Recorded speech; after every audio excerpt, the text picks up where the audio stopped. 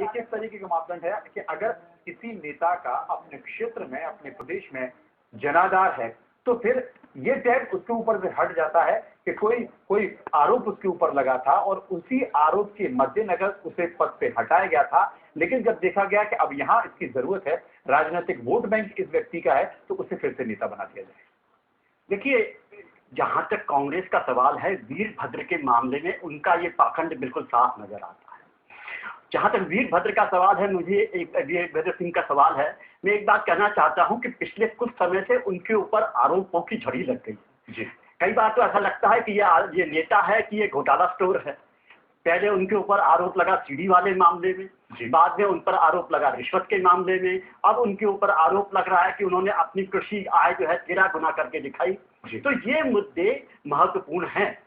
और एक बात मैं यहाँ कहना चाहता हूँ, मैं कोई गडकरी का पक्ष नहीं ले रहा, पर हिमाचल में जो है वीरभद्र का भ्रष्टाचार ज्यादा बड़ा मुद्दा होगा, वो ज्यादा प्रभावित करेगा। मुझे लगता है कि जो है लोग नितिन गडकरी को हिमाचल में उतना नहीं जानते। लेकिन आप इस बात से भी इनकार नहीं कर सकते कि कांग्रेस के पास एक भी ऐसा नेता नहीं था जो जमीन पर उतना असर डाल सके जितना कि वीरभद्र सिंह डालते हैं।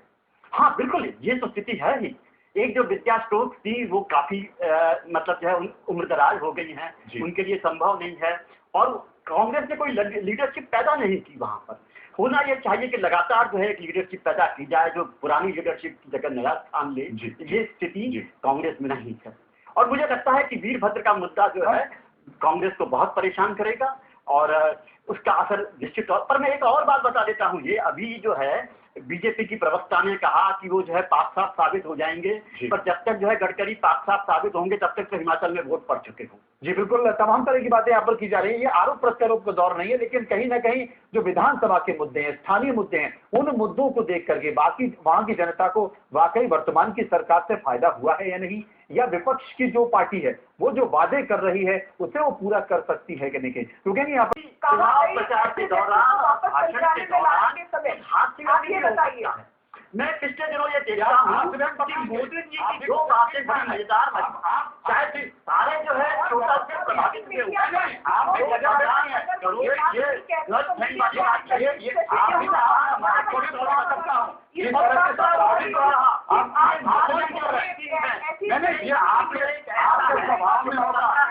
आप पता ना किस संस्कृति से आए हैं कि जो हमें नहीं हमें ताज्जुब हो रहा है कि आप भी इसको हाफ इवेंट बता रहे हैं। अरे इस तरह के हाफ इवेंट पसंद अपनी बात ये कौन सी भाषा है? कुछ बात है आप कहते हैं, लेकिन आपका मैं समझ नहीं होंगे तो कम से कम इतनी मर्यादा को ख्याल तो रखना चाहिए कि किसी महिला के बारे में इस तरह के शब्दों का इस्तेमाल ना किया जाए। देखिए, वो मामला तो लगभग वैसा ही है। इसमें क्या उन्होंने बहुत गलत कह दिया है? यानी वो सारा मामला जिस तरह का है उसमें मुझे नहीं लगता कि नरेंद्र मोदी ने कुछ गलत कहा। शायद ये किसी के बारे में भी जो उसके बॉयफ्रेंड के लिए भी ऐसी बातों को जस्टिफाई किया जाएगा यहाँ पे, अगर इस तरह की बातों को जस्टिफाई किया जाएगा तो बहुत गलत बात है। ये जर्नलिस्ट होते हुए आईपीएल कोचिंग की मालिक बन जाती है।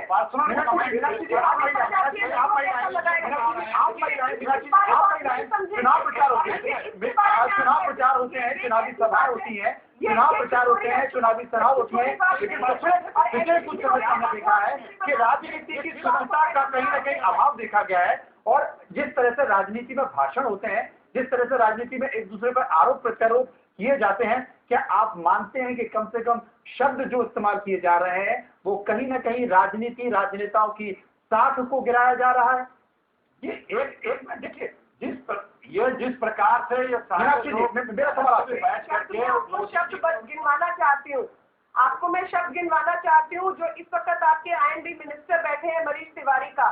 उन्होंने मेरे सामने एक चैनल के ऊपर बोला, मीनाक्षी जी, हम दोनों को जिम्मेदार बात है। हाँ, कोई भी राजनेता, कोई भी राजनीतिक पार्टी जो इस तरह के शब्दों का इस्तेमाल करती है, क्या आपको लगता है होना चाहिए? आपके लिए कोई और मापदंड, दूसरों के लिए कोई और मापदंड, और वो मीडिया और वो तमाम लोग जो कि शशि थरूर के भ्रष्टाचार को मुद्दा ही नहीं बना रहे थे। अगर ये बात मोदी ने नहीं कही होगी, नाम लिया कि मीडिया ने बोला था शशि थरूर आपने बहुत का नाम लिया हो गए थे।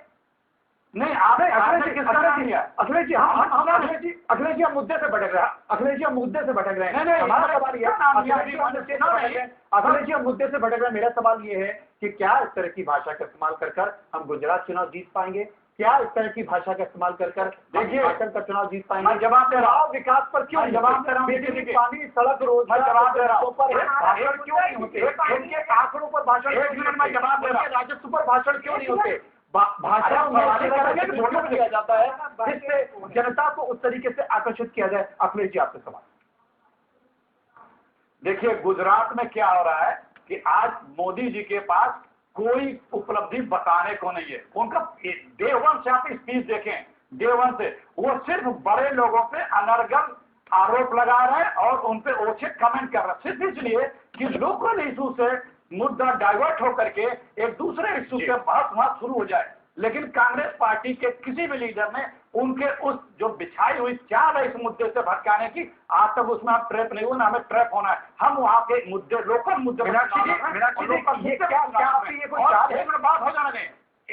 एक मिनट बात हो जाने दें। और वो बार बार ये कोशिश कर रहे हैं, वो देखिए राहुल जी पे, सोनिया जी पे कि भ्रष्टाचार का मुद्दा जनता की निगाह से ना जाए, और भ्रष्टाचार का मुद्दा जिस तरीके से कांग्रेस दबा रही है कि आज की तारीख में 2G scam 1,76,000 crore, CWG scam जहां पे शुंगलू कमेटी की रिपोर्ट है आपकी मुख्यमंत्री के खिलाफ, वो बनी बैठी है।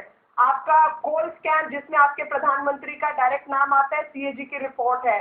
आपका वड्रा गेट जो कि पूरी दुनिया के सामने है। तमाम तरह के आरोप हैं, तमाम तरह के आंकड़े हैं, अखिलेश जी समय का अभाव है, तमाम तरह की बातें यहाँ पर हुई है। लेकिन गौर करने वाली बात है कि जो क्षेत्रीय मुद्दों पर आधारित बातें हैं, जो तमाम सारी योजना है, वो घोषणा पत्र तक सीमित क्यों रह जाती हैं? क्योंकि उस प्रदेश के बड़े नेता जब अपने चुनावी भाषण में इस तरह की भाषा का जिक्र करते हैं, जो मुद्दा बनता है, हम बात किसी एक पार्टी की नहीं बल्कि दोनों राजनीतिक पार्टियों की कर रहे हैं, तो आखिर तमाम तरह की बातें उभर कर आती हैं। लेकिन बात बिजली, पानी, सड़क, सामाजिक सुरक्षा, पेंशन या रोजगार, ये तमाम मुद्दे पीछे छूट जाते हैं और बातें कहीं और निकल जाती है। शायद यही कारण है कि अब धीरे धीरे आम आदमी राजनेताओं को गौर से देखने लगा है और परखने भी लगा है, इसलिए वो विकल्प भी तलाश रहा है। बहुत बहुत शुक्रिया करेंगे अपने तमाम मेहमानों का जो